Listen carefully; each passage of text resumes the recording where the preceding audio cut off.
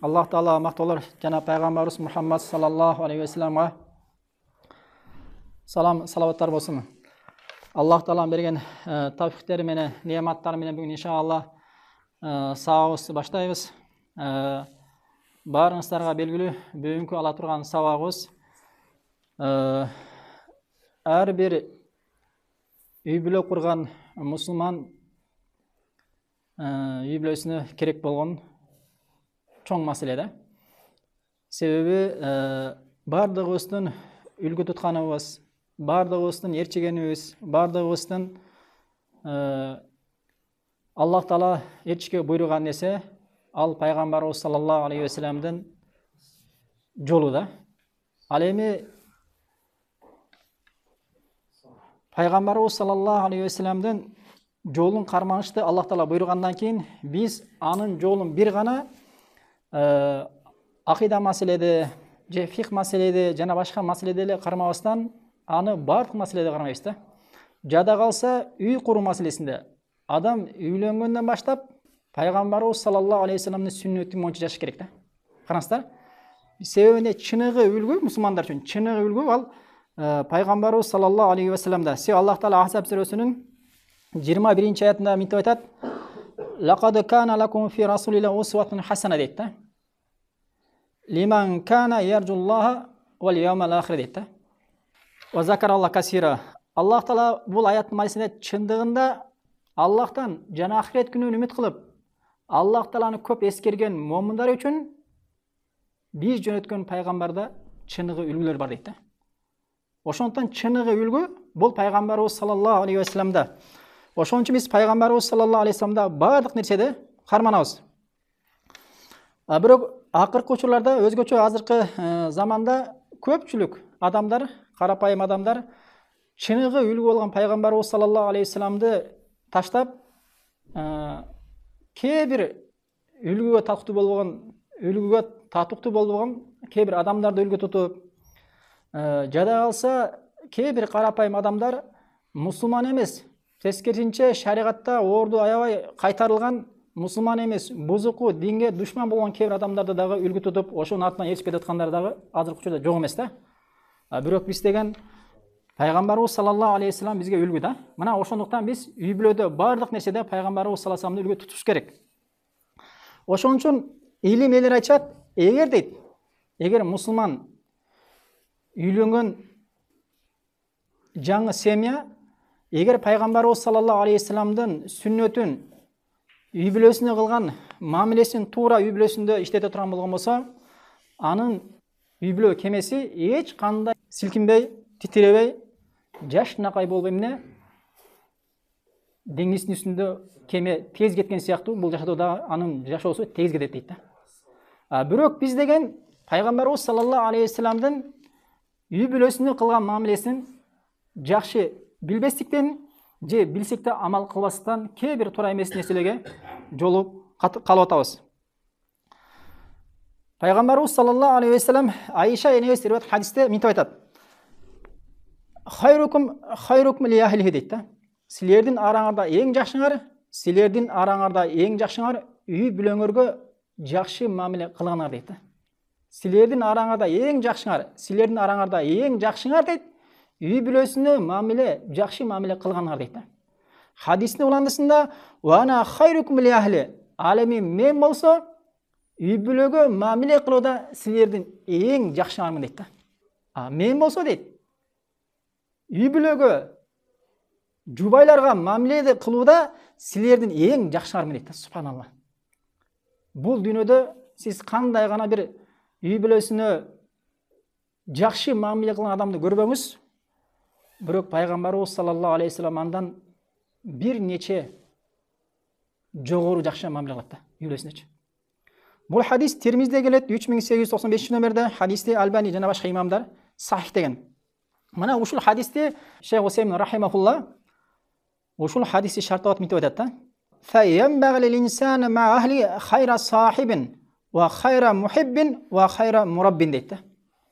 Шейх Усеймин ушул хадис шарттагандан кийин айтып атат: ар бир инсанга милдет болгон нерсе өзүнүн үй бүлөсүнө өзүнүн келинчегине, жолдошуна эң жакшы жолдош жана эң жакшы сүйгөн аны жана эң жакшы аны тарбиялаган жолдош болушу керек дейт. Жолдош болуш керек дейт. Сөзүнүн уландысында ленна ахла ахак би хусни хулукия дейт. Себеби сенин үй бүлөң сенин жакшы кулук мүнөзүңө эң акылуу болгон адам дейт. Сенин кулук мүнөзүңө эң акылуу болгон адам ким экен? Сенин үй бүлөң дейт. Көчөдөгү адамдар эмес. Же сен тааныбаган, же сен алыстан тааныган адамдар эмес дейт. Сенин балдарыңдын энеси, сени эмне кызматыңда жүргөн, сен үчүн эртели кеч убайыңды кешип, жакшылыгыңда сүйүнүп, жаманыңда күйүнүп, не сен менен сен сүйүнсөң алда сүйүнүп, сен ыйласаң алда ыйлап, сенин ысык сууңа чыдап, сен менен сабыр кылып, Аллахтын ыраазылыгын издеп жүргөн мына ошол сенин жубайың. Биз болсо үйдө мамиле башка, а көчөдө чыкканда мамиле башка да. Биз тескерисин кылабыз. Пайгамбарыбыз саллаллаху алейхи вассалам чыныгы сенин кулук мүнөзүңө, сенин үй бүлөң акылуу десе, биз ошол акыны үй бүлөгө бербейбиз дагы, көчөдөгүлөргө беребиз да. Көчөдө аябай бир жакшы өзүбүздү кармап, адеп аклагыбызды сактап, бирөөгө жакшы мамиле кылып, сени бир жаман сөөп койсо дагы, уруш койсо дагы, кечирип коебуз деп кечирим сурап жүрөсүң көчөдө ар кимден. А бирок сени үйүңө келгенде үйүңдө эң жаман мүнөзүңдү көрсөтөсүң да.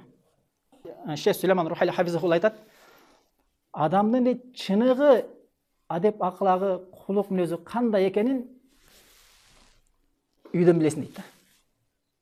Чыныгы кулук мүнөзү кандай экенин оригинал деп коет го. Оригинал кулук мүнөзү аны үйдө да, аялы менен, жолдошу менен кылган мамилесинде да. Кандай болгон болсо, эгер бир адамдын кулук мүнөзүн билгиң келеби, анда анын аялы эң жакшы билет да кулук мүнөзүн. Үй бүлөсү жакшы билет, бала чакасы билет, ата энеси билет, туугандары билет да. Ал эми көчөдө чыккандагы кулук мүнөзү кээ бирөөлөргө чындап эле оригинал болушу мүмкүн. А бирок көпчүлүк адамдар азыркы учурда жасалма да. Ошон үчүн алымдар айтат, өзгөчө эң кыйын адамдын кулук мүнөздү эң баягы оор колдоно турган жер, кулук мүнөзгө абдан бир оор болгон жер, бул өзүнүн үй бүлөсү менен дейт да. Үй бүлөсү менен дейт да. Ошон үчүн урматтуу тургандар, мына пайгамбарыбыз саллаллаху алейхи вассалам хадисте айткандай, силердин араңарда эң жакшыңар дейт да. Силердин араңарда эң жакшыңар бул үй бүлөсүнө эң жакшы мамиле кылганыңар дейт да. Көрсөтпү? Ошон үчүн ушул хадиске биз амал кылышыбыз керек. Хадистин уландысында Шейх Усеймин айтат, ибда бил акраб фал акраб. Мына ошондуктан сен кулук мүнөзүңдү өзүңдүн эң жакын адамыңан баштагын дейт да. Эң алыс эмес, эң жакын адамыңан баштагын дейт да. Биз пайгамбарыбыз саллаллаху алейхи вассаламдын өзүнүн жубайлары менен болгон мамилени алып атабыз эмне үчүн? Себеби бардыгыбызга ушул нерсе керек да. Баланчанын үй бүлөсү менен болгон мамилесин угуп атабыз, тигинин үй бүлөсү менен болгон мамилесин угуп атабыз. Бирок бизге динди жеткирип келген пайгамбарыбыз саллаллаху алейхи вассалам Куранды амал жүзүндө, сүйлөө жүзүндө бардык ишеним, бүт маселеде пайгамбарыбыз саллаллаху алейхи вассалам Аллах Таала кандай буйруган болсо дал ошондой кылган да. Ошон үчүн Айша энебиз пайгамбарыбыз саллаллаху алейхи вассалам сифаттаганда кана хулукуху кал Куран дейт да. Пайгамбарыбыз саллаллаху алейхи вассаламдын кулук мүнөзү туура Куранда эле деген да. Эмне үчүн? Аллах Таала Куранда эмнени буйруса, ошону аткарат. Эмнеден кайтарган болгон болсо, ошол нерседен пайгамбарыбыз кайткан себебинен мына ушундай улуу бир чоң сифатка ээ болгон. Мына ошондуктан пайгамбарыбыз саллаллаху алейхи вассаламдын үй бүлөсү менен болгон мамилени ар бир билиш керек. Эмне үчүн? Пайгамбарыбыз саллаллаху алейхи вассаламга ээрчип, ошонун жолуна толук түшүшүн да. Пайгамбарыбыз саллаллаху алейхи вассаламдын жашоосунда 11 жубай болгон. Бирок пайгамбарыбыз саллаллаху алейхи вассалам каза болгондо 9-унда каза болгон да. Бая 9 жубайы менен жашап атканда, 9 энебиз менен жашап атканда пайгамбарыбыз каза болгон. Ага чейин Хадижа энебиз болгон. Бирок пайгамбарыбыз каза болуп атканда 9 жубайынын үстүндө пайгамбарыбыз каза болгон да. Эми бир эле учурда пайгамбарыбыз 9 жубай менен жашаган да. Биз азыркы учурда кээ бирлер бир жубайы менен жашай албай, күндө үйдө айтпасам да түшүнүктүү да. Пайгамбарыбыз саллаллаху алейхи вассалам ошол жубайларын ушундай сүйүндүрүп капа кылбаган да. Хадистерге карайлы иншалла. Амр ибн Нас радияллаху анху культу айюн наси ахаб илайка. Амр ибн Нас радияллаху анху деген сахаба айтат, мен пайгамбарыбыз саллаллаху алейхи вассаламга кайлып, о Аллахтын элчиси, адамдардын арасынан эң сүйкүмдүүсү, эң жакшысы ким деп сурадым дейт. Ошондо пайгамбарыбыз саллаллаху алейхи вассалам Айша деп айтты. Адамдардын арасынан эң сүйкүмдүүсү мага Айша деп айтты. Факульту мин ариджал. О Аллахтын элчиси, аялдар турасында айттыңыз. Эркектердин арасынан десе пайгамбарыбыз саллаллаху алейхи вассалам дейт, факала абуха дейт. Айшанын анын атасы дейт. Шул жерде алымдар айтышат, пайгамбарыбыз саллаллаху алейхи вассалам Абу Бакир дебей, Айшанын анын атасы деп айтты. Эмне үчүн? Айша энебизге болгон эмне? Сүйүүсү, сыйлоосу, урматтоосу турат дейт. Ошол сөздү укса, Айша энебиз сүйүнөбү, сүйүнбөйбү? Албетте сүйүнүп турмак туугандар. Пайгамбарыбыз саллаллаху алейхи вассалам ар бир сөзүндө даанышман хикмат бар да. Бир сөздү сүйлөсө да, пайгамбарыбыз саллаллаху алейхи вассалам анын артында чоң хикмат, даанышман турат да. Ошондуктан алымдар айтат, бул жерде Абуха деп, Абу Бакир деп, Айшанын атасы деп айткан сөзүндө Айша энем бул жерде эмне? Айша энебизге болгон урматы, сыйы, сүйүүсү турат дейт да. Хадис Бухариде келет, 3662 номерде Бухариде. Пайгамбарыбыз саллаллаху алейхи вассалам жубайларын дайыма сүйүнтөрлөйт да. Ошол хадистердин бири Айша энебиз айтат, Кала Расулуллах саллаллаху алейхи вассалам, я Айша, пайгамбарыбыз саллаллаху алейхи вассалам бир күн айтты, о Айша, хаза Жибрилу юқиуки ассалам. Сага Жибрил алейхиссалам салам айтып атат деп айтты. Салам айтып атат деп айтты. Пайгамбарыбыз саллаллаху алейхи вассалам отурганда, о Айша, сага Жибрил алейхиссалам салам айтып атат деп айтты. Ошондо культу ва алейхиссалам ва рахматуллах. Ага Аллахтын саламы жана рахмат болсун дейт. Ошондо улантып, ва хуа яра ма ла нара. Аллахтын элчиси биз көрбөгөн нерселерди көрөт деп айтты. Бул жерде пайгамбарыбыз саллаллаху алейхи вассалам Жибрил алейхиссаламдын саламын айтуусу дагы эмне? Айша энебиз үчүн чоң бир сүйүнүч да. Чоң бир сүйүнүч. Бирок биз дагы сүйүндүрө турган нерселер аябай көп да, чындыгындачы. Бирок ошол нерселерди биз колдонбойбуз. Хадис Бухариде келет, 6201 номерде. Урва деген табииндер айтат, Айша анна набия саллаллаху алейхи вассалам каббала имрата мин нисаихи сумма хараджа ила салати. Айша энебиз айтат, пайгамбарыбыз саллаллаху алейхи вассалам өзүнүн жубайларынан болгон бирөөсүн өптү дагы, андан кийин намазга чыгып кетти, дарат албай намазга чыгып кетти дейт. Не дейт Айша энебиз? Пайгамбарыбыз саллаллаху алейхи вассалам өзүнүн жубайларынан бирөөлү өптү дагы, эч кандай дарат албастан намазга чыгып кетти дейт. Ошону менен айтты, Урва айтып атат да. Урва ибн Зубайр айтып атат да. Ошол пайгамбарыбыз саллаллаху өп, эч кандай дарат албай чыгып кеткен жубайы, ошол сиз эле болсоңуз керек деп сурасаң, эмне дейт? Фаддахикат дейт. Күлүп койду дейт. Көрүнсүрбү? Айша энебиз өзү экен билдирди да бул жерде. Бирок бул хадистен бизге керек жери кайсыл жер? Бизге керектүү жери пайгамбарыбыз саллаллаху алейхи вассалам намазга чыгып кетип атканда дагы өзүнүн жубайы Айша энебизди өп чыга турган болгон. Көрүнсүрбү? Намазга чыгып кетип атат да, пайгамбарыбыз саллаллаху алейхи вассалам өзүнүн жубайын кубандырып, сүйүндүрүп, жүрөгүнө бир жылуулук калтырыш үчүн өп чыгып кетип атат. Аллаху акбар, кандай адеп, кандай көркөм. Хадис Абу Давудта келет, 179 номерде хадисти Албани сах деген. Андан кийинки алдыңкысынан дагы аябай таасирлүү да. Айша энебиз айтат, кунту ашрабу ана хайдун сумма унавилуху набия саллаллаху алейхи вассалам фаядаху фаху ала мауди фиядитта. Мен хайыз абалымда суу ичет элем иштен. Хайыз абалымда идиштен суу ичип туруп, ошол идишти пайгамбарыбыз саллаллаху алейхи вассаламга берет элем. Пайгамбарыбыз саллаллаху алейхи вассалам ошол идиштен, идишта пайгамбарыбыз саллаллаху бергенде, пайгамбарыбыз саллаллаху алейхи вассалам ошол мен ичкен идиштин оозумду койгон жеримен Қарап тұрып, іздеп тұрып, ошол жерден су кетеле дейді. Қараңыз. Башқа жерден емес. Ошол жерден, Айша ичкен жерден оозун дал ошол жерге келтирип, пайгамбарыбыз саллаллаху алейхи вассалам Айша энесинин көңүлүн табыш үчүн ошондой кылат дейт. Хадистин уланысында эмне дейт? Ва атаррaqu al-arqa дейт. Ва ана хайдун. Мен сөөк кемиретелем дейт. Сөөк кемиретелем дейт. Сөөктү кемиргенден кийин сумма унавилиху набия саллаллаху алейхи вассалам, ошол кемирген сөөгүмдү эми кичине эт калат да. Ошону пайгамбарыбыз саллаллаху алейхи вассаламга беретелем дейт. Фа ядау фаху ала мауду фия дейт. Пайгамбарыбыз саллаллаху алейхи вассалам ошол сөөктү мен кайсы жерине оозумду коюп кемирген болсом, дал ошол жерден сөөктү кемиретеле дейт. Караңыздар. Пайгамбарыбыз саллаллаху алейхи вассалам Айшаны ушунчалык сүйүп, урматтап, сыйлап, bunun bari kim için? Bunun bari Allah için de. Allah'ın razı için de. Se Allah Teala uşuğa buyurganda. Se hurmatlı tuğanlar, bu jubaylar bu amanatda. Amanat bu.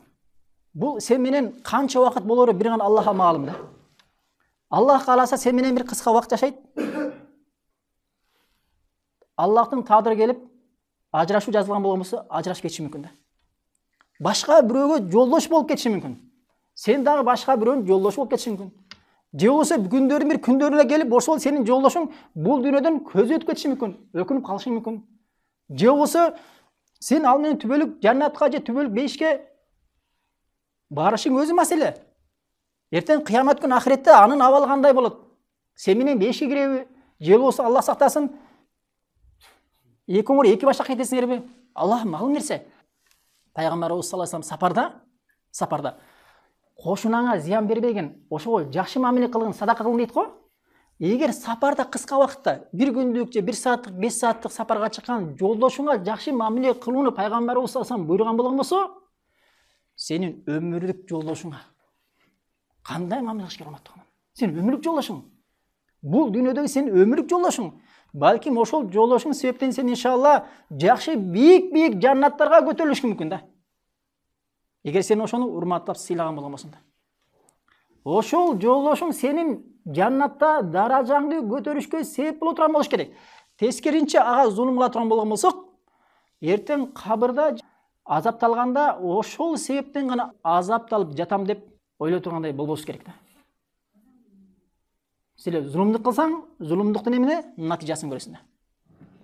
Хадис Муслимде келет, 3-чү номерде. Бул хадисте караңыздар, пайгамбарыбыз саллаллаху алейхи вассалам Айша энебиздин кайсы жерден ичкени болгон болсо, ичкен жерин ичкендей артынан ичип атат. Сөөк кемирсе сөөктү дагы ошол жерден кемирип атат. Бирок азыркы учурда мусулмандардын абалдары ушундайбы? Илля ман рахимахуллах. Кээ бир гана адамдар ушул нерсеге амал кылбаса, көпчүлүгү эмне? Аял ичкен идиштен иче албашы мүмкүн да. Же болсо күйөөсү ичкен идиштен аял иче албашы мүмкүн да. Көрсөңүр. Пайгамбарыбыз саллаллаху алейхи вассалам өзүнүн жубайлары менен жарышат эле да. Жарыш бар го, жөө жарыш. Ошондой жөө жарыш кылат эле пайгамбарыбыз саллаллаху алейхи вассалам. Айша энебиз айтат: "Харашту ман набий саллаллаху алейхи вассалам фи бa'd asfarihi wa ana jariyatun" дейт. "Ла махмилу лахма ва лам абдун". Мен пайгамбарыбыз саллаллаху алейхи вассалам менен бир күнү бир сапардын биринде сапарга чыккан дейт. Кандай сапар бул? Пайгамбарыбыз саллаллаху алейхи вассалам жихадка чыгат да, сахабалар менен. Жихад. Астында миң деген сахабалар куралдар менен. Пайгамбарыбыз саллаллаху алейхи вассалам алардын башчысы ким? Пайгамбарыбыз саллаллаху алейхи вассалам өзү башкарып кетет аны. Сапар дегенде баягы эс алууга эмес, биз окшоп. Же ажы, же умра эмес, бул жерде сапар деген жихад да. Согушкан кетип атат. Мен жаш элем дейт, эч кандай баягы эт жок дейт, баягы жаш кыздарда эт болбойт го, май болбойт, эт болбойт. Ошо арык элем дейт да, баягы жүгүргөнгө аябай ылайыктуу элем дейт да. Ошондо факала линнас, пайгамбарыбыз саллаллаху алейхи вассалам адамдарга тақаддаму. О, сахабаларым, алдыга кете берле деп айтты да. Майдандан чыккандан кийин пайгамбарыбыз дейт сахабаларга: "О, сахабаларым, силер кете берле" дейт да. Таалай дейт да. Айша энебизге кел бери дейт. Айша энебиз алып калат.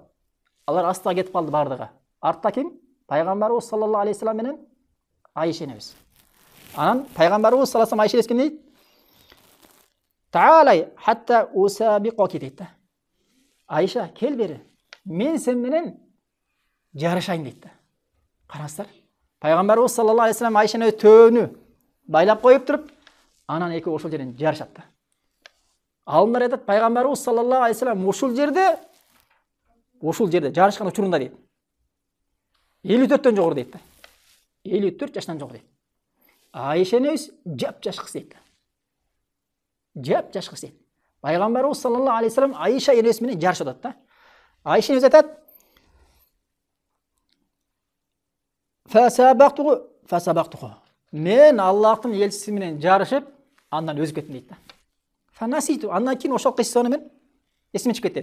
Кейін дағы бір сапарға шыққанымда пайғамбарымыз саллаллаху алейхи Мәдинадан шыққаннан кейін сахабаларға кете өрле деп айтты дейді.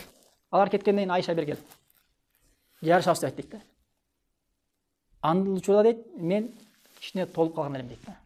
Эми екінші жарышқанын айтады алымдар, бұл жол менен 60 жаш толған дейді пайғамбарымыз. Айшаны өз 15 жаш ушундай келді. Айшаны 15 жашта керек. Пайғамбарымыз 60 жашта. Себебі пайғамбарымыз саллаллаху алейхи вассалам қаза болғанда Айшаны қаншта болған? 18 жашта болған. Қараңыздар.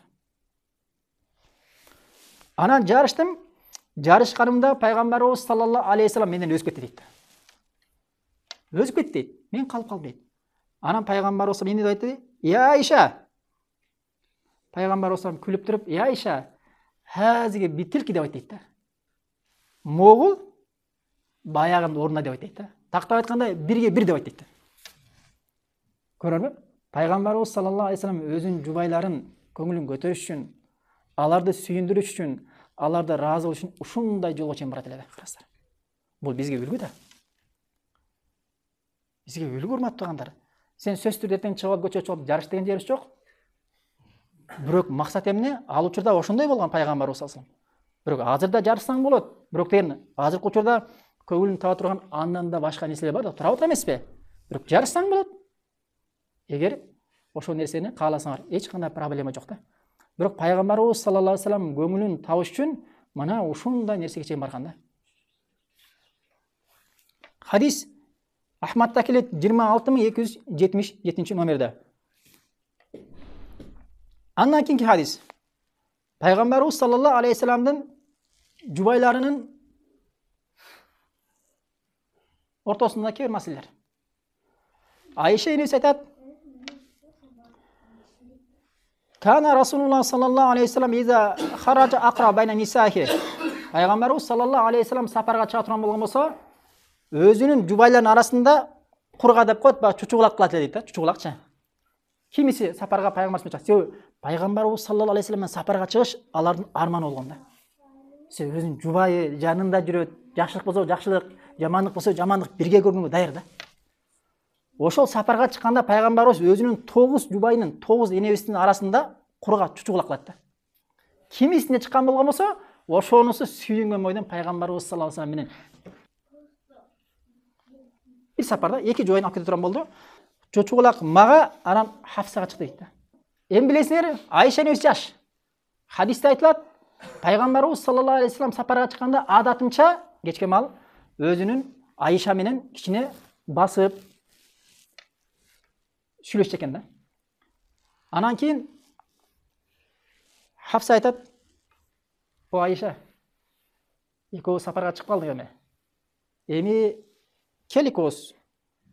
Сен менин төбөмө мин, мен сенин төбөңө минейин. Аллахтын элчиси эмне кылат экенин көрөлү" деп айтат да. Анан Айша энебиз макул болот дагы Хафса энебиздин төбөсүнө минет. Ал эми Хафса энебиз Айша энебиздин төбөсүнө минет да, ошондой экөөбү эмне сапарда кетет. Анан пайгамбарыбыз саллаллаху алейхи вассалам баягы кечке мал Айша энебизге келип, ал менен сүйлөшө турган учур келгенде, пайгамбар алыстан эмнени карайт ал? Адам таанылбагандан кийин төбөнү карайт да. Айша энебиздин төбөсүн тааныйт дагы, артынан чабап келип келсе, Айша энебиз эмес, ким бар ал жерде? Хафса энебиз табат да. Өзүнүн жубайы. Анан Хафса энебиз тапкандан кийин пайгамбарыбыз ал менен сүйлөшүп кетет да. Айша энебиз сырттан карап, биякта калып калат да. Калып калат. Кийин пайгамбарыбыз саллаллаху алейхи вассаламды Айша энебиз жоготот да, ошончу. Жоготкондо ким менен жүрөт? Пайгамбарыбыз Хafsa энесімен жүреді. Айша энебиз қызғанады. Өзіне өзі ашқысы келеді. Кім қылды бұны? Өзі қылды. Өзіне өзі наразы болып ашқысы келеді дағы, төсінен түседі дағы, баяғы чөптердің арасына келеді дағы, емне деп айтады? Қарағыла. Я Рабби, саллит алайя ақрабана ва хаятан талдани дейді. О Раббым, менің бұтымды жылан же чаян чағылсын деп айтты. Қарағыла, өзіне өзі үшін тілеп Аллахтан сұрап жатады. Емне үшін? Себебі үшін өзі қылды. Хадистің ұландысында айтады: "Хуа расулука ва ла астатиу ан aqula лау шайян." Ал кетіп қалған өзіңдің елшің, пайғамбар саллаллаху алейхи вассалам, ағам ештеңе де айта алмаймын дейді. Себебі кім қылды? Үшін нәрсені өзі қылған. Ошон үчүн мен ештеңе де айта алмаймын. Өзіме өзім ашуым келіп, мына осы нәрсені қылып жатамын дейді. Пайғамбарыбыз саллаллаху алейхи вассалам ушунчалык жубайларына урмат сый кылгандыктан Айша энелерибиз жана башка энелерибиз пайгамбарыбыз саллаллаху алейхи вассаламга катуу кызганышкан. Бул табиат, аялдын табиатында бар нерсе да. Табиатында бар нерсе. Хадис Муслимде келет 2445 номерде. Андан кийинки хадисте пайгамбарыбыз саллаллаху алейхи вассалам Анас Маликтен келет. Пайгамбарыбыз саллаллаху алейхи вассалам сахабалар менен Айша энебиздин үйүнө келишет. Эми сахабалар конок, пайгамбарыбыз саллаллаху алейхи вассалам өзүнүн үйүндө болгондо, эми алымдар айтышат, пайгамбарыбыз саллаллаху алейхи вассалам жубайлары адатта ушундай кылышкан дейт да. Пайгамбарыбыз саллаллаху алейхи вассалам кайсыл үйүндө болгондо үйүнө конок келсе, башка жубайлары ошол конок келгендиги үчүн ага эмне кылган? Тамак жөнөтүп турган дейт да. Хадия кылып, тамак жасап, мисалы Хafsa энесинин үйүндө болгон болсо, башка жубайлары белек жөнөтөт, тамак, же Айша энесинин болгон болсо, башка энелер эмне, разылын таап эмне, тамак жөнөткөн да.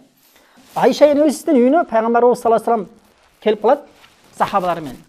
Келгенде Умму Салама энебиз өзүнүн кызматчысы менен тамак жасап жөнөтөт да. Жөнөткөндө баягы кызматчысы келип тамакты алып келгенде Айша энебиз көрөт дагы, жананын колуна бир урат да, кызматчысынчы. Ал тамак кимден келип атат? Умму Салама энебизден келип атат. Бир урат. Сахабалар көрүп, ал жерде сахабалар бар, пайгамбарыбыз саллаллаху алейхи вассалам өзү бар. Тамак идиш жерге түшөт дагы, тамак жерге түшөт, идиш болсо сынат. Ошондо пайгамбарыбыз саллаллаху алейхи вассалам айткан сөзү гharат уммукум факули деп айтат да. Пайгамбарыбыз саллаллаху алейхи вассалам Айша ошондо ишти кылса дагы не кылды? Тамак бузулду, идиш болсо сынды. Пайгамбарыбыз ошол учурда энеңердин кызганычы келди. Энеңердин кызганычы тамакты жей бергиле деп айтты. Силер буга көңүл бурбала дейт. Бул энеңердин кызганычы дейт. Пайгамбарыбыз саллаллаху алейхи вассалам ошол жерден ачууланбай, сен мени сахабалардын арасында астында абириңди төктүң. Андай нерсе болгон эмес да пайгамбарыбызда. Пайгамбарыбыз саллаллаху алейхи вассалам өз колу менен эмне кылган? Баягы тамакты жыйнап, идишти болсо жыйнап, туура ошондо идишти Айша энесинин идишин алып, жанагы Умму Салама энебизден алып келген кызматчыга берип идишти. Сынган идишти Айшанын күнөөсү болгондугу үчүн Айша энебизине калтырып койгон да.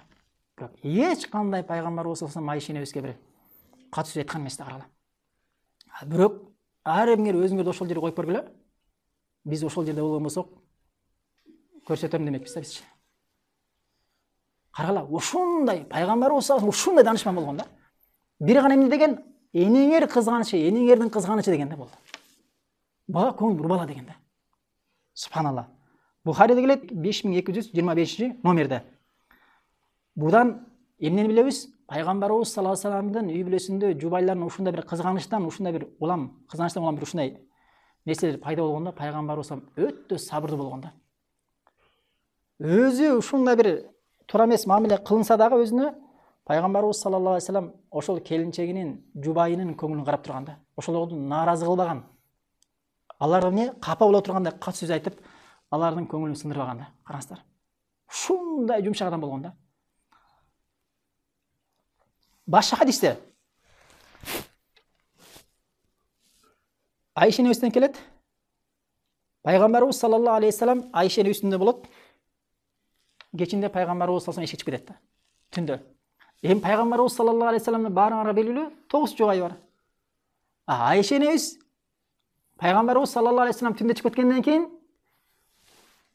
таппай калганда эмне болду деп. Баягы алымдар айткандай кыжалат болуп кайда кетип калды бул да. Ошондой бир кыжалат болот да. Анан пайгамбарыбыз саллаллаху алейхи вассалам үйгө келгенден кийин Айша энебиздин абалын көрөт. Эми билинет да эмне болуп атканын. Кыжалат болуп атканы билет го.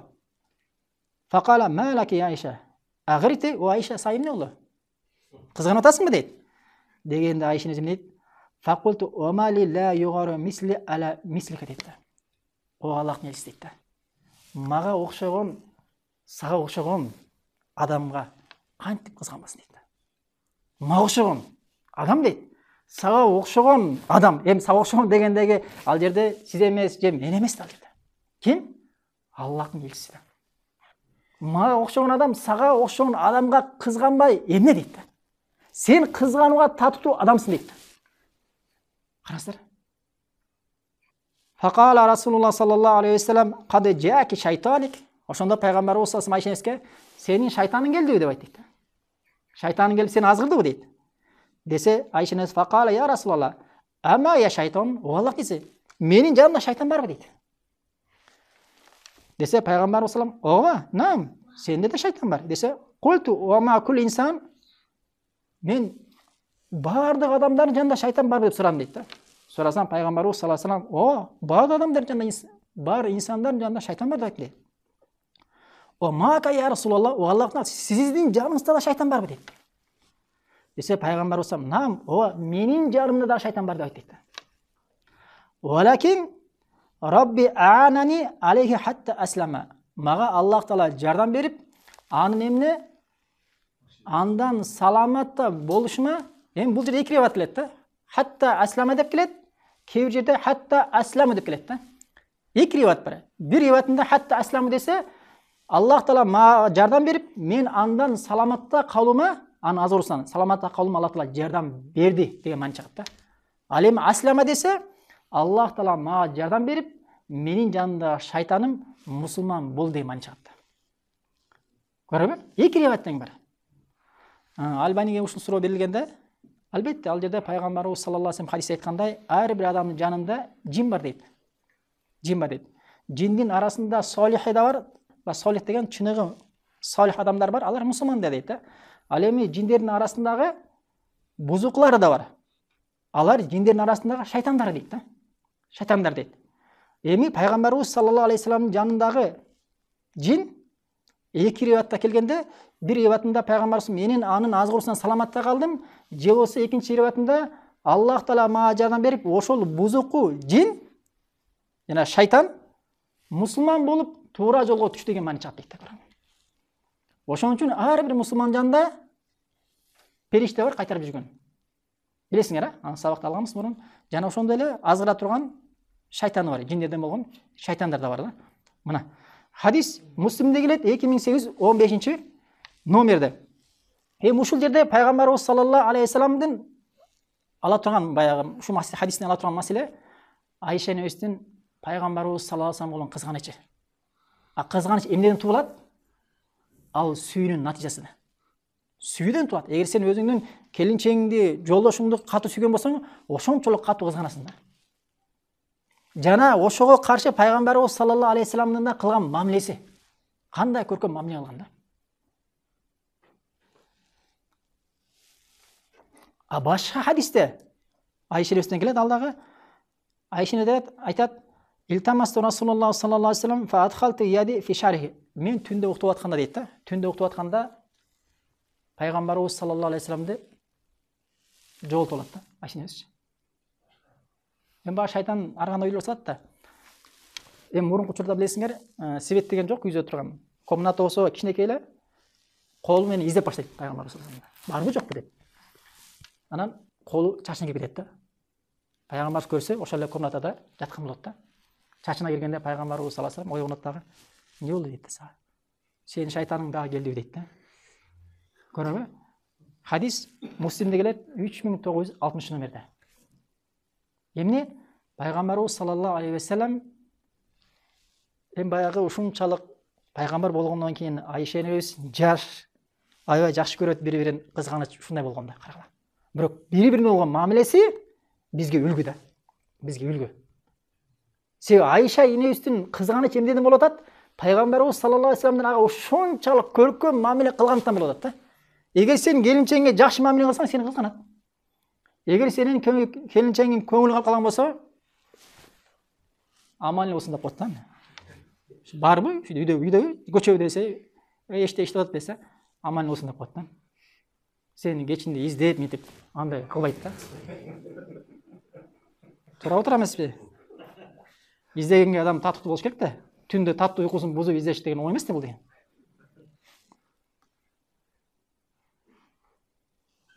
Пайгамбарыбыз саллаллаху алейхи вассалам дагы бир көркөм адептеринен, мүнөздөрүнөн Айша энебиз айтат хадисте. Қалат ма дараба Расулуллах саллаллаху алейхи вассалам шайан қатту биядихи вала имратан вала хадиман илля южахида фи сабилла дейді. Айша энебиз айтат, пайгамбарыбыз саллаллаху алейхи вассалам эч качан колу менен бир нерсени урбаган дейді. Бирөөдү урбаган дейді. Аялдардан эч кимди урган эмес дейді. Аялда да урбаган, жана кызматчыны да урбаган дейді. Болгону пайгамбарыбыз саллаллаху алейхи вассалам Аллах жолунда согушканда эле согушкан дейт, урушкан дейт. А пайгамбарыбыз саллаллаху алейхи вассалам мындай аялында колун кармаган эмес, башка хадисте келгендей, жана аялды да урган эмес да. Кызматчыны да урган эмес. Жада калса Анас Маликтен эмне 10 жыл кызмат кылдым. Пайгамбарыбыз саллаллаху алейхи вассалам мага эмне үчүн муну мындай кылбадың, эмне үчүн муну мындай кылдың деп айткан эмес дейт. Карагыла пайгамбарыбыз саллаллаху алейхи вассалам мүнөздөрүн. Ушул хадисте эмне? Эч бир аялды жандыкты урган эмес пайгамбарыбыз. Бир гана жихадка чыкканда, ошондо эми душман менен, Аллахтын душманы менен согушканда албетте кылыч менен урушу мүмкүн, жана башка нерсе менен урушу мүмкүн. Мына ошондо урушкан душманга күчтүү чыныгы. А бирок өзүнүн жубайына келгенде эң адептүү, эң көркөм мүнөзүн көрсөтө билген жумшак адам болгон да, карагыла. Мынакей чыны ислам. Бухариде келет 2328 номерде хадис. Пайгамбарыбыз саллаллаху алейхи вассаламдын үйүндө кандай болгон жубайлары менен? Үйүндө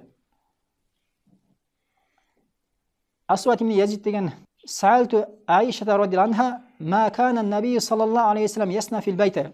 Мен Айша энебизден пайгамбарыбыз саллаллаху алейхи вассалам үйүндө эмнелерди кыларын, эмне иштерди кылары туурасында сурадым дейт да. Ошондо ярхамукалла, ошондо Айша энебиз айтат, "Қалат кана фи михнат ахлихи фа иза самия лазана хаража." Пайгамбарыбыз саллаллаху алейхи вассалам үй бүлөсүнүн кызматында болот эле дейт да. Карагыла. Пайгамбарыбыз үйдө эмне ишти кылат эле деп сураса, пайгамбарыбыз саллаллаху алейхи вассаламдын үйдө иштерин эң жакшы билген Айша энебиз ал үй бүлөсүнүн кызматында болот эле дейт да. Эмне деген сөз бул? Жубайлардын кызматында болгон да. Эмнеге муктаж болгон болсо, ошол нерселерди кылган да. Качан намазга азан чакырылганда пайгамбарыбыз саллаллаху алейхи вассалам чыгып кетерле дейт да намазга. Хадис Бухариде келет 5363 номерде. Карагыла, пайгамбарыбыз саллаллаху алейхи вассалам өзүнүн үй бүлөсүндө бар ишин жардам берген. Тамак жасаса тамагында, кир жууган болсо киринде, жана башка бардык ишинде пайгамбарыбыз саллаллаху алейхи вассалам жардам бере турган болгон да. Бирок азыркы учурда бизде ушундай бир адамдар бар, түшүнүк бар. Аялдарды алса, кээ бирлер бир күн деңгээлине чыгып болот да. Күн деңгээлине чыгып болот. Ага болгон милдеттердин баардыгын, оор милдеттердин баарын ошо жүктөйт. Парыз кылып коет да. Ошонун мойнуна жүктөп, ошодон бир кемчилик кеткен болгон болсо, сен жооп бересиң деп аны кыйнап коет да. Бул туура эмес, урматтуу балдар. Биз ал турасында иншалла кийин сабактарда иншалла кылабыз да. Бирок биз бүгүн пайгамбарыбыз саллаллаху алейхи вассалам үй бүлөсүндө кандай мамиле кылган жолдоштор менен, жубайлары менен, мына ошону гана айтабыз. Пайгамбарыбыз саллаллаху алейхи вассалам бул хадис Бухариде келет 5360 номерде. Кийинки хадисте Айша энебизден келет. Айша энебиз суралганда ма кана Расулуллах саллаллаху алейхи вассалам яма фи байтиги. Пайгамбарыбыз саллаллаху алейхи вассалам үй бүлөсүндө эмне амалдарды кылчу эле деп суралганда Айша айтат, пайгамбарыбыз саллаллаху алейхи вассалам эмне киімін тігетіле дейді да. Киімін тігетіле дейді, өзінің киімін. Ва яхсифу наалаху, жана бут киімін оңдайтыле дейді. Бут киімі бір нәрсе болып қалған болса, ошол бут киімін оңдайтыле дейді. Ва яамалу ма яамалар риджал фи буйтихим, еркек адамдар үйінде қандай тірлік қылған болса, қандай амалдарды қылған болса, дал ошондой эле амалдарды кылат дейді. Пайғамбарыбыз саллаллаху алейхи вассалам, мен пайғамбармын деп, үйіне бір хандар бар білесің, бұрынғы учурда хандар. Үйіне қызматшылардың барын қойып, аялы башкача тақтың үстінде, өзі башка тақтың үстінде, андай болбогон пайғамбарыбыз саллаллаху алейхи вассалам. Қарапайым адамдың қарапайым болгон да пайғамбарыбыз саллаллаху алейхи вассалам. Тура башка еркектер үйінде қандай ишти кылган болса, дал ошондой эле пайғамбар саллаллаху алейхи вассалам ишти кылган да. Каралы. Хадис Ахмадта келет 24903 номерде, хадиси Шуайб Арнаут сах деген. Башка хадисте алда Айша келет, кийинки 3-чү хадисте. Қалат суилту ма кана Расулуллах саллаллаху алейхи вассалам яма фи байтиге. Пайғамбарыбыз саллаллаху алейхи вассаламдын кандай иш кылары туурасында суралганда Айша энебиз айтат: "Кана башара минал башар." Пайғамбарыбыз саллаллаху алейхи вассалам башка адамдар сыяктуу эле адам эле. Яфли саубахы, кийимин тазалайт эле, ва яхлубу шатау, койду сайт эле дейт. Кой сайт эле дейт. Пайғамбарыбыз саллаллаху алейхи вассалам кой сайт турган болгон. Ва яхдуму нафсаху, өзүнүн кызматында болот дейт. Кандай кызмат болсун, пайгамбарыбыз саллаллаху ошондой кызматта боло берген да. Хадис Ахмадта келет 26194 номерде, Ибн Хиббанда 5675 номерде, хадисти Албани жана башка бир топ имамдар хадисти сах дешин. Карала. Эч кандай бир эмне аялга бир жүктөп койгон жок да. Бул ишти сен кыласың, бул ишти мен кылам, бул сенин башыңдагы важип милдеттер жүктөбөгөн да. Ошон үчүн аялдар үйдөгү иштерди кылышага важиппи же важип эмеспи деген маселеде алымдар ортосунда талаш бар да. Билесиңерби? Алымдар ортосунда биз баягы Кыргызстанда аялда үйдүн иштерин баарын аялдарга жүктөп койгонбуз го, милдет кылып койгонбуз го. Бул сеники, менин сырт жакта, бир сыртта эчтеке жок да, өзүң домдо турасың да. Домдо эчтеке жок. Эшикке чыгып турникке тартып кетесиң, башка жок да. Үйдө иштерин баарын идиш жумай, кир жумай, тамак кылмай, баланын тиягын тазаламай, бияк тазалап төшөк салмай. Ай, үйдө эмне көп, бүтпөйт да. Сен эшикке чыгып таза абага, карга чыгып эс алып келесиң, болду, башка ишиң жок. Мына, көрөрбү? Бирок ал иншалла биз өзүнчө кийин маселе кылабыз. Хадис айттыга. Пайгамбарыбыз саллаллаху алейхи вассалам өзүнүн жубайлары менен болгон адилеттүүлүгү. Эми 9 жубай болгондон кийин албетте алар менен адилеттүү мамиле кылыш оңой эмес. Бир эле жубайыбыз, келинчегибиз бар, жана балдарыбыз бар. Ошолордун арасында адилеттүү мамиле кылыш биз үчүн аябай оор чындыгында. Өзүңдүн акыңа келгенде Куран менен сүннөт ишке ашат да. Куран менен сүннөт иштейт да. Далилдер постоянно далил турат да. Даяр турат да. Аялыңдын акысы тейленип атканда эле Куран менен сүннөт иштебейт. Эмне иштебейт? Сен Куран менен сүннөттү билбейт да алчы. Биринчиден. Экинчиден билсе дагы үстөмдүк кылып кетесиң да. Ошонун себебинен көпчүлүк аялдар эмне? Кор болуп, кыйналып, өзүнүн акысын бирөөгө айтайын десе, айта албайт. Даттанайын десе, даттанат турган нерсе жок. Бир казы кайрылайын десе, же казы жок. Мана ошентип эмне? Элибизде, жерибизде өзүбүздүн бир тууган мусулман карындаштарыбыз, эжелерибиз, апаларыбыз бир ушундай бир кыйынчылык көргөн күндөрү ал аз эмес да, көп да. Бирок бар да өздөрүнүн ичинде да. Бир гана эмне? Аллахтын астына барганда жүгөрөбүз. Акымды алам деп башка ошондой сөздү айткандан башка эчтеке кылбайт да болду. Ушул гана сөз айтат, болду. Ошон үчүн ушул деңгээлге бардыгыбыз аялдарды жеткирбеш керек да. Айша энебиз айтат: "Кана Расулуллах саллаллаху алейхи вассалам иза арада сафаран акра байна нисаихи." Пайгамбарыбыз саллаллаху алейхи вассалам сапарга чыгууну кааласа, жубайлардын арасында чучугулак кылат эле дейт. Чучугулак кылат эле дейт. Фа аятухунна хаража сахмуха хаража биха маху. Кайсыл бирине чучугулак чыга турган болгон болсо, ошо менен сапарга чыгар эле дейт. Ва кана яхсиму ли кулли имратин минхунна яумаха ва лайлатуга гайра Саудата бинти Зама дейт да. Ар бир келинчегин жубайдын үйүнө барып, убакыт бөлөт эле, бир гана эмне? Саудата бинти Зама деген энебизге күнүн бөлбөйт эле дейт да. Эмне үчүн? Себеби ал өзүнүн кезегиндеги күнүн бар го, өзүнүн акысын Айша энебизге пайгамбарыбыз саллаллаху алейхи вассаламдан ыраазылыгын табуу үчүн белек берип койгон. Көрүсүзбү? Ошон үчүн мисалы бирөөнүн 2 аялы же 3 аялы болгон болсо, бирөөсүнө мисалы бара албай аткан болгон болсо, же болсо ал тууралуу кичине эмне алмай, мисалы жакпашы мүмкүн, мына чын айткандачы. Жакпашы мүмкүн, талак берем деп ойлонуп аткан болгон болсо, 2-3 баласы бар. Ошондой учурда баягы минтип айтса болот да. Талак бербей эле, кааласаң сен менен жашап кала бер. Кааласаң мен сенин талагыңды сура, талагыңды берем десе болот да. Ошол учурда ал жок, мен сен менен кала берейин. Мага келбесең келбей эле кой. Келбесең келбей эле кой. Жумасына бир келесиңби, айына бир келесиңби, өзүң билесиң. Бирок мен сенин никеңде боло берейин, жашай берейин сен менен деп ыраазы болгон болсо, эчтеке болбойт да. Күнөөкөр болбойт, жашай берет да. Мүмкүн кээ бир аялдар улайып калган аялдар болот. А бул энебиз эмне кылган? Улайгандыгы үчүн өзүнүн күнүн Айша энебизди пайгамбарыбыз саллаллаху алейхи вассалам жакшы көргөндүгү үчүн эмне кылган? Айша энебизге берген. Пайгамбарыбыз саллаллаху алейхи вассалам эми 9 жубай болгондон кийин кезек канча күндө келет? 8 күндөн келет. Ошол күнүн Айша энебизге берген. Хадис Бухариде келет 2593 номерде. Хадис сахih. Эми пайгамбарыбыз саллаллаху алейхи вассаламдын 9 жубай болгондон кийин алар менен мамиле кылыш кандай? Күндү бөлүш жагы, ошол жагы оор да. Себеби азыр 2 үй бүлөлүү туугандарыбыз ошол маселеде кыйналып аткан учурлары көп кездештиребиз да. Бул баарыбызга белгилүү. Пайгамбарыбыз саллаллаху алейхи вассалам кандай кылган? Ошого көңүл бурайлы. Омардан келген хадисте Омар айтат: "Кана наби саллаллаху алейхи вассалам иза салла субха жаласа фи мусаллаху." Пайгамбарыбыз саллаллаху алейхи вассалам фажр намазын окуп турган болгон болсо, фажр намазында кийин ошол олтурган жеринде Аллах тааланы эскерип, ошол жерде күн чыкканча отурат эле дейт. Сумма дахала ала нисаи имратан юсаллим алейхинна ва яду лахунна. Андан кийин күн чыккандан кийин духа окуп тургандан кийин 9 жубай барбы?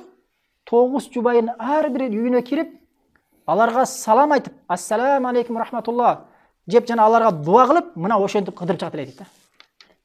Бул качан? Бул фажрдан кийин да. Фажрдан кийин.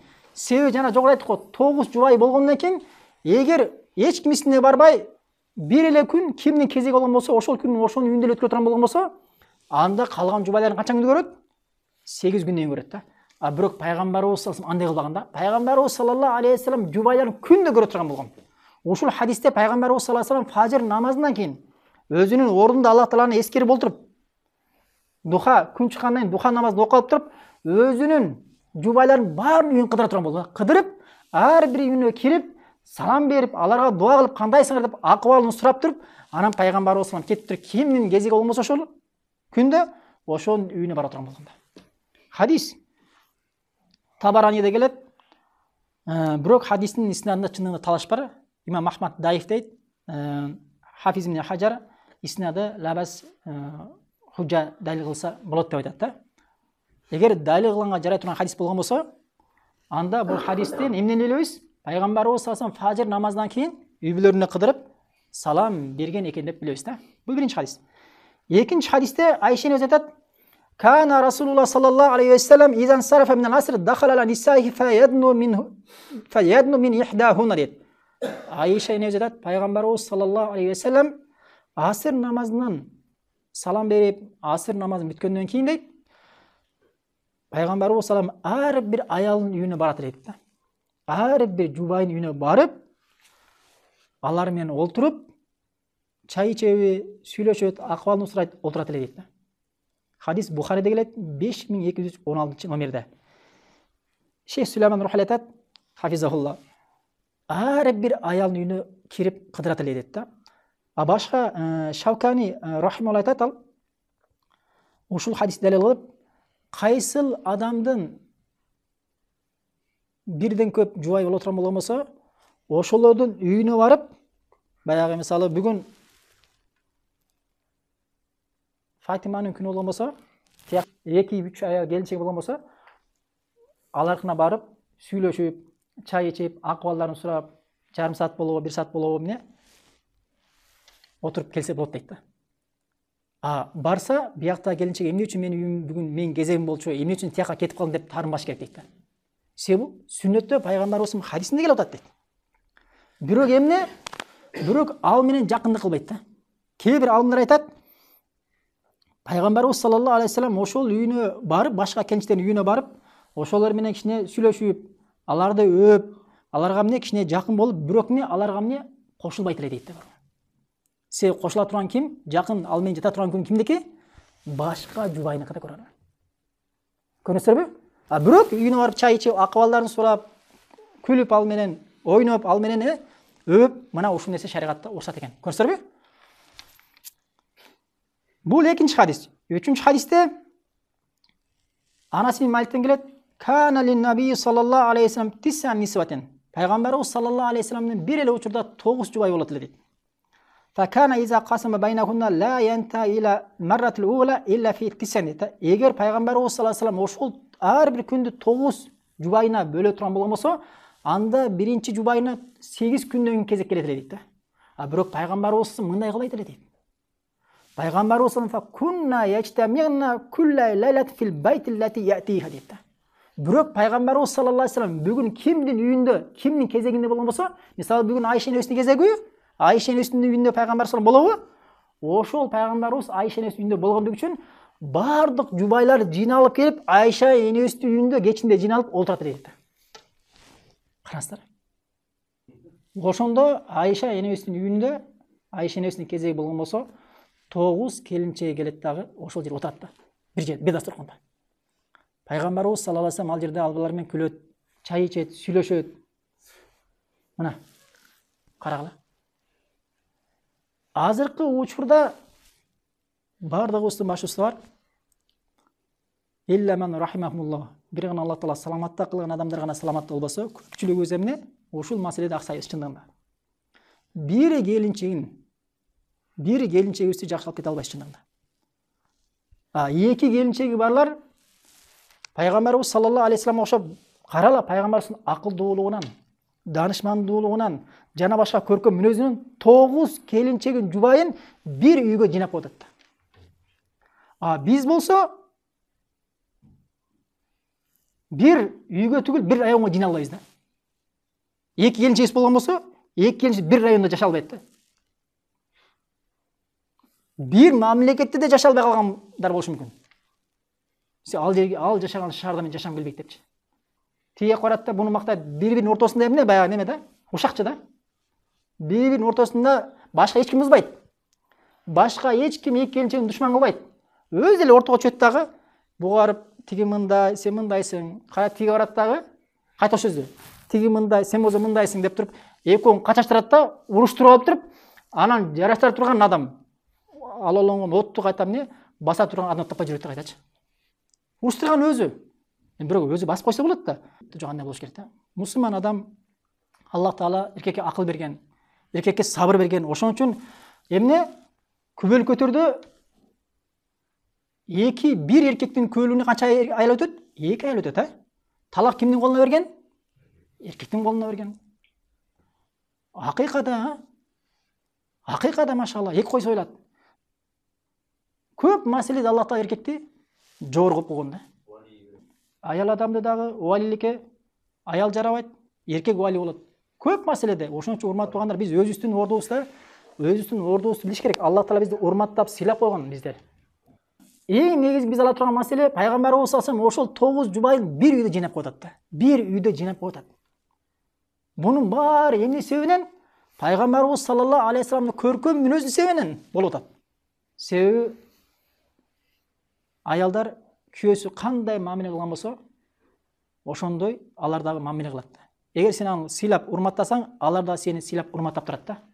Эгер сен аларды көзгө илбей, сыйлабай, урматтабайсыңбы, алар дагы эмне? Сени урматтап, сыйлабайт да. Ошондуктан шариатта урматтап, сыйлаганды билиш керек. Бул хадис Муслимде келет, 1462 номерде. Пайгамбарыбыз саллаллаху алейхи вассалам башка хадисинде Анас ибн Маликтен келет. Пайгамбарыбыз саллаллаху алейхи вассалам Зайнаб бинти Жахш деген энесине үйлөнөт. үйленеді. Үйленгенде үйленген күні уалима береді. Уалимаға тамақ алып келеді. Пайғамбар салам сахабалар шақырады. Пайғамбар салам үйіне сахабалар келіп, уалима машалла кімнің үйінде? Пайғамбар саллаллаху алейхи вассалам үйінде. Жамаат болып келеді да, тамақ жеп кетеді. Қайта екінші жамаат келеді, үшінші жамаат келеді. Ошентип пайғамбар үйінде уалима болады. Пайғамбар саллаллаху алейхи вассалам ешке шығады. Бүгін үйленіп жатады. Сахабалар кетпейді үйінден. Анан анасы айтады, үшеуі дейді, үйде отырып алып сөйлесіп жатады дейді. Пайғамбар саллаллаху алейхи вассаламне ешке шығып, бұлар сөйлесіп біткенше башқа бір жубайларға қыдырып келейін деп шықты дейді. Мен артынан анасы артынан изінен чолғамын дейді. Пайғамбар саллаллаху алейхи вассалам Айшаның үстіне келді дағы. Ассаламу алейкум рахматулла. О Айша, Аллахтың саған рахматы, салам болсын деп ошол үйге дуа қыл дейді. Анан Айшаның үстіне дейді. Қарағала, ва алейкум ассалам рахматулла. Саламына жауап беріп, кайфа важатта ахлак дейді. Бүгін үйленген жарыңды қандай таптың? Сұрап атады. Баракаллаху лака. Аллах тағала саған береке берсін дейді. Қарағала. Айша өз пайғамбар саллаллаху дуа қылып атады. Бүгін жаңа үйленген жарыңды қандай таптың дейді. Үйленгенден баяғы адеп ақылағы, келбеті, жана башқа эмне, дини дегендей қандай таптың дейді. Десе, пайғамбар саллаллаху алейхи вассаламға дуа қылса, пайғамбар Айшаның үстінен шығып тұрып қайта қыдырып башқа жубайларға барады, аларға салам береді. Үйге кіріп жатқанда алар да саламына жауап береді дағы. Алар да тура анасы айтады, Айша енебізге қандай салам берсе, аларға дал ошондой салам берді. Айша енебіз қандай жауап берсе, кайфа важатта ахлак, сен үй бүлөгүңдү кандай таптың деп сураса, пайгамбар салам, алар да ошентип сурашы дейт да. Жана бардыгы пайгамбар саллаллаху алейхи вассаламга баракаллах, Аллах таала сага береке берсин деп дуа кылыш дейт да, пайгамбар үйлөнгөндүгү үчүн карагыла. Аллаху акбар. Азыркы учурда бирөө жан үйлөнө турган болгон болсо, баракаллах деп айтыш эми оор дейм. Ал күн эң дүйнөсүндөгү, өмүрүндөгү эң бир бактылуу караңгы түн болушу мүмкүн да. Көзүнөн жаш токтобой. Кейбир бардык эмес, кейбир аялдарда, ыйманы төмөн аялдардан. Негизи мындай да, аял адамдар негизи баягы кызганса, үйлөнүштү каалабайт го, үйлөнүштү каалабаганы бул деген алардын шариатта үйлөнүү мүмкүн эмес деген белгиси эмес. Алар да билет. Шариатта Аллах таала бирден, экиден, үчтөн, төрткө чейин шариатта үйлөнүү уруксат экенин алар да билишет. Ал эми кайсы бир аял жо үйлөнүү мүмкүн эмес деп ошол үйлөндүгүн кайтара турган болсо, анда Куранды кайтарган үчүн куфурга түшүп калат да. Чора. Аны кайтарбайт. Болгон алар табигатынан ар бир аял эмне баягы кызгануусунан, жолдошун жакшы көргөндүктөн үйлөнүшүн каалабайт да, көрөм. Үйлөнбөй эле койчу эми сен. Дейт да. Мен өзүм эле ошол 4 аялды ишин өзүм эле аткарайын дейт да, көрөм. Алар табиятынан кызгангандыктан ошол нерсени туура көрбөйт. Жолдошунун үйлөнүшүн каалабайт, көрөм. А бирок бардыгы билет, шариатта уруксат берген. Бул хадис 4793 номерде Бухариде келет. Бул хадистен ала турган пайда эмне? Пайгамбарыбыз саллаллаху алейхи вассалам үйлөнүп атса, үй бүлөсү бардыгы пайгамбарыбыз саллаллаху алейхи вассаламга дуа кылып атат да. Карагыла. Сен үйлөнүп атканда, сага үй бүлөң дуа кылып отургандай сен кандай мамиле кылышың керек да, карагыла. Пайгамбарыбыз саллаллаху алейхи вассалам ошондой нерсеге татыктуу болгон. Экинчи пайдасы, пайгамбарыбыз саллаллаху алейхи вассалам баягы үйдөгү сахабаларды убакыт болуп калды дебей, чыгара бербей, пайгамбарыбыз саллаллаху алейхи вассалам эшикке барып, кой, булар сүйлөшө берсин. Булардын да карагыла, бир жактан аялында көңүл кылбайт, экинчи жактан сахабаларына көңүл кылбайт дагы, кой жөн олтурбай, тияка барып тиле кандырып келейин деп, башка жубалардын үйүнө барып, аларга салам берип, дуа кылып, алар буга дуа кылып, ошентип жүрөт да, машалла, карагыла. Я Алла, кандай көркөм я. А биз болсо ошол жерде бир жакта туруп алып, кыжалат болуп, жоктогунда SMS жазып берип, эмне болду, чыкпайсыңарбы деп. Ошол жерде отурган бирөөгө, инилерибизге кичине олорго айтып койчу, түшүндүрүп койбойсуңбу? Таза отуруп алды го деп. Пайгамбар айткан кылган жок. Карагыла. Анасынын Малике, анасынын балк бардагы айтып кой десе болот беле? болчу. Бирок пайгамбарыбыз саллаллаху алейхи вассалам көркөм мүнөзүнө эч кимге зыян бербеген да. Эч кимге зыян бербеген.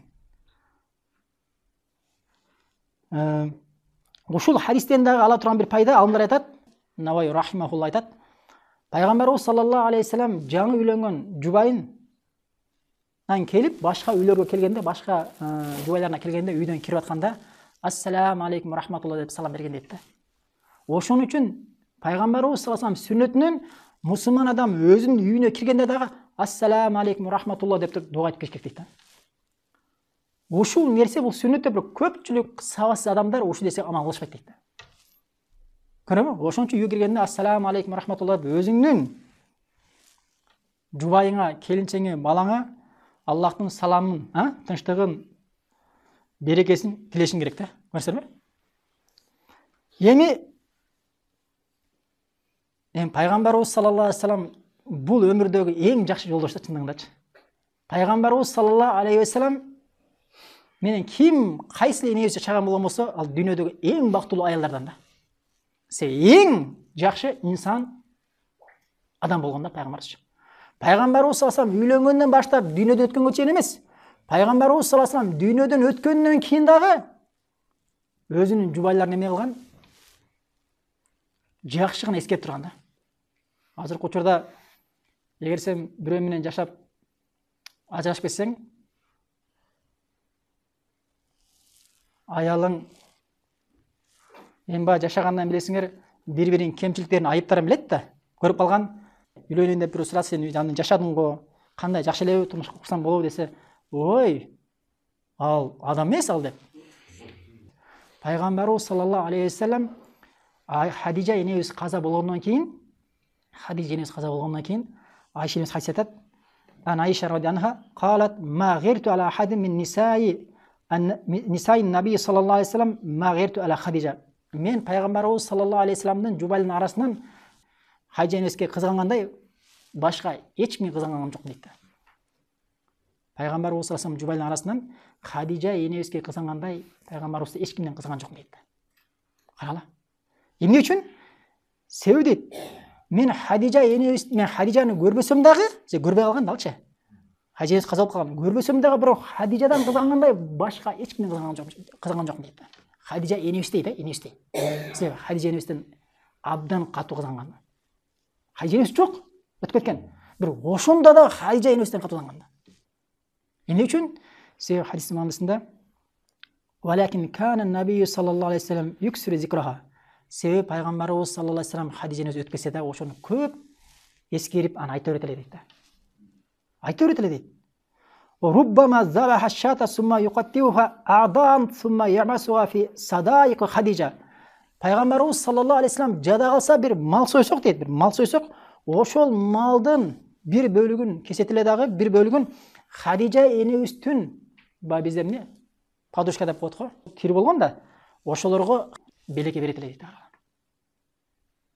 Шариатта бар билесиңер, эгер атаң каза болгон болсо, атаңдын жолдошун урматта. Аларды сыйла, атаңды сыйлагандай урматта сыйла дейт да шариатта. Бул пайгамбарыбыз саллаллаху алейхи вассалам Хадижа өтүп кеткенден кийин Хадижа энебиздин курбуларына ошолорду урматтап сыйлаган, ошолорго белек берген да. Белек берген. Эми хадис маанисинде айтат: "Фа руббама култу лаху канна лам якун фи дуня имратна илля Хадижа." Мен жада калса, кээде ушундай сөз айтып берет элем дейт. Катуу кызгандыктан, сен ушундай Хадижага мамиле кыласың, дүйнөдө жалгыз эле аялдардан Хадижа болгондой, ошол эле бар баштангандай, ошого ушундай мамиле кыласың деп айткан күндөрдө болгон дейт. Ушундай катуу кызгангандыктан. Ошондо пайгамбарыбыз саллаллаху алейхи вассалам айтарлар дейт: "Фаяқулу иннаха канат ва кана ли минха валадун." Пайгамбарыбыз саллаллаху алейхи вассалам ушинтип айтканымда, пайгамбарыбыз саллаллаху алейхи вассалам Хадижа деген мындай тигиндей эле, мындай эле, анда менин мындай балам бар эле деп, анын бир жакшы жактан эскерет эле дейт. Себеби пайгамбарыбыз саллаллаху алейхи вассалам канча баласы болгон? 3 бала, 4 кыз болгон да. 7 баласы болгон, 3 бала, 4 кыз болгон. 6 баласы Хадижа энебизден болгон. Ибрахим гана башкадан болгон да. Башкадан болгон. 2 бала, 4 кызы менен болгон. Хадижа энебизден болгон. Абдулла, Касым, Зейнеп, Умму Кульсум, Руқайя, Фатима, мына ушулардын баардыгы эмне болгон? Хадижа энесинен болгон да. Өзүнүн кыздарын энесин ушундай урматтап сыйлаганды карагыла. Эмне үчүн мынча урматтайсың, сыйлайсың дегенде, себеби менин андан балдарым болгон дейт да. Карагыла. Себеби сен эртең балаң дүйнөдөн өсө, сени урматтап, сыйлап, сен артыңан дуа кылат. Ошол сенин артыңан жеткен дуага ким себепкер? Сенин келинчең себепкер эмес, урматтуугандар. Ошол келинчең сенин балдар төрөлдү, ошонун сенин көптөгөн жакшылыктарга илтерге жеттиң. Ким себеп ошого? Сенин келинчегиң ва кызда барго, жаман болсо дагы, эми жаман эмес. Бирок деген келинчектерибиздин баары абдан жакшы, адептүү, сулуу, көркөм да. Бирок болбой калды дегенде да, жаман болсо дагы, ал сенин балдарыңдын эмне? Энеси да. Сен аны сыйлап, урматтап, чекеңе алып жүрүшүң керек да. Ошон үчүн алымдар айтат, өзүнүн аялынын айыбын айтуу бул адамдын өзүнүн жеке айыбы дейт да. Ошон үчүн эч качан адам өзүнүн аялынын, келинчегинин айыбын эч качан бирөө айтпаш керек да. Себеби өзүңдүн келинчегиңдин айыбын айтышың бул сенин өзүңдүн акмакчылыгың дейт да. Кантип айтасың сен? Өзүңдүн жубайың, өзүңдүн жарың, өзүң тандап алгансың. Балдарыңдын энеси, эң кеминде сен балдарыңдын энеси өкмөн болосуң да. Балдарың сенен нааразы болот да. Мына пайгамбарыбыз саллаллаху алейхи ва саллям, урматтуу туугандар, мына ушундай болгон. Бул кыска гана эмне? Бир 10 чакты хадис. А бирок пайгамбарыбыз саллаллаху алейхи ва саллям өмүрүн бардыгы эмне? Абдан көркөм, ушундай бир сулуу жашоом өткөн да. Ошон үчүн алымдар айтат, аялдар дейт, аялдар. Акчага караганда көбүрөөк кулук мүнөзгө муктаж дейт да. Жакшы мамилеге акчага караганда көбүрөөк муктаж дейт, урматтуугандар. Мына пайгамбарыбыз саллаллаху алейхи ва салламдын үйүндө айлап оттор жагылбай калган. Пайгамбарыбыз саллаллаху алейхи ва саллам баш хадисинде арпадан жасалган нанга 3 күн катарынан тойбогон дейт пайгамбарыбыз саллаллаху алейхи ва саллам. Бирок пайгамбарыбыз саллаллаху алейхи ва саллам хадисте өзүңүздөр уккандай ушундай бир көркөм жашоо жашаган да. Бирок азыркы учурда эгер маселени акча чечип турган болгон болсо, канча деген эркектер бар, өзүнүн жубайларына сураган акчасын берет да. Акчаны каалагандай берет келинчеге. Бирок ушундай жашап атабы? Жок да. Тескеринче сен акча берген сайын ортодо мамиле бузулуп, фитналар пайда болуп, бири-бирине эмне? Жамандыктар туулушу мүмкүн да. Ошон үчүн билип койгула, мен иштеп акча тап келинчегимдин ыраазылыгын табам деп ойлогула да. Албетте ал бир себеп, бирок эң чоң себеп эмес да. Эң чоң себеп сен келинчең менен жакшы бир кемеде тынчтыкта жашашың үчүн сенин эң чоң себебиң ал ислам динин жакшы үйрөнүп, пайгамбарыбыз саллаллаху алейхи ва салламдын манхажын, жолун жакшы үйрөнүп, пайгамбарыбыз саллаллаху алейхи ва саллам келинчектерине, жубайларына кандай мамиле кылган болсо, дал ошондой мамиле кылууң мына сенин үй бүлөңдөгү тынчсыздыктын проблемасы чече турган нерсе да. Мына. Ал эми мен акча менен чечем десең, эгер акча менен чечем десең, анда жаңыласың да.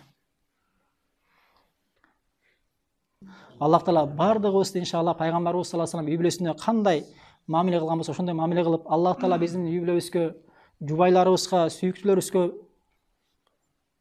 кылган ката кемчиликтерди Аллах Таала кечирип, иншалла мындан кийин андай каталарды кылбай, жакшы гана сөздөрдү айтып, жакшы гана кыска өмүрдө жашап, жакшы өмүр сүрүп, иншалла бир жакшы жолдош, Шейх Усаймин айткандай, жакшы жолдош, жакшы сүйүктүүсү жана жакшы тарбиялоочусу болушту Аллах Таала баарыбызга насип кылган болсун. Баракаллаху фикум.